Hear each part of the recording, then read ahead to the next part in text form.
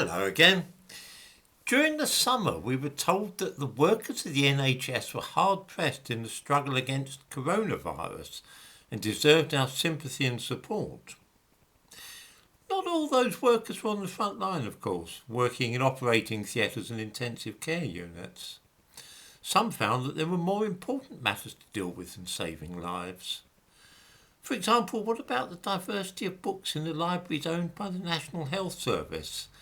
And more particularly, what about decolonising the books in such libraries?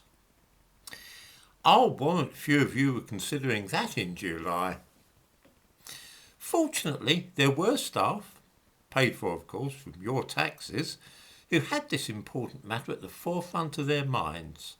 And on Friday, 17th of July, 3 of them led a virtual meeting to examine this urgent question.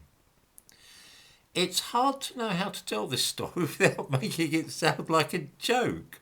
A white woman, a black woman and a Vietnamese woman walked into a Zoom meeting. Probably makes it sound as though the whole thing was a little ridiculous, which is not at all what I'm aiming to do, obviously. By great good fortune, the meeting was recorded and may be viewed on the link which I post in the description to this video. Having watched this video from beginning to end, I'm bound to say that I don't know what those taking part were actually up to, which probably says something about the fact that I'm getting a little bit slow and I'm old, my mind isn't functioning as well as it once did. Part of the problem, of course, is that the participants were unable to speak English properly.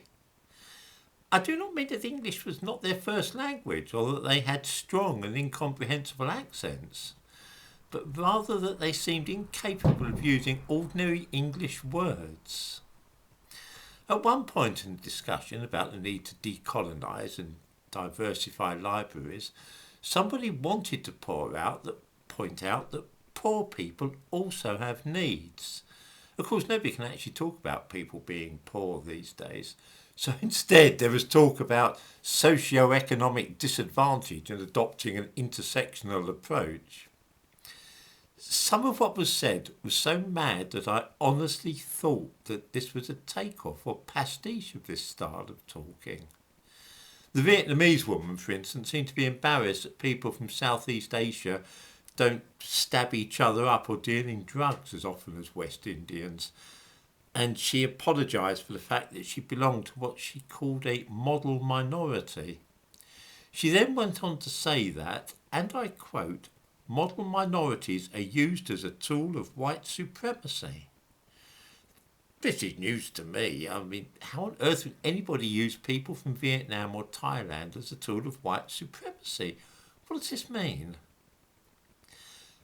Then too, there was the assertion that libraries run by the NHS discriminate against people because of where they live or how they speak. This claim was made 55 minutes into the recording. Obviously, if NHS libraries are really refusing to lend people books simply because they live in Exeter, say, or Leeds, this is not fair. Nor would it be right if people who spoke with a Birmingham accent were denied access to these libraries. Is this currently happening though? Was it really necessary to call a conference to deal with this problem? Is it that acute? I hope that viewers will watch this for themselves and see just what their taxes are being used for. Nobody has yet commented on the video, which is frankly a little surprising.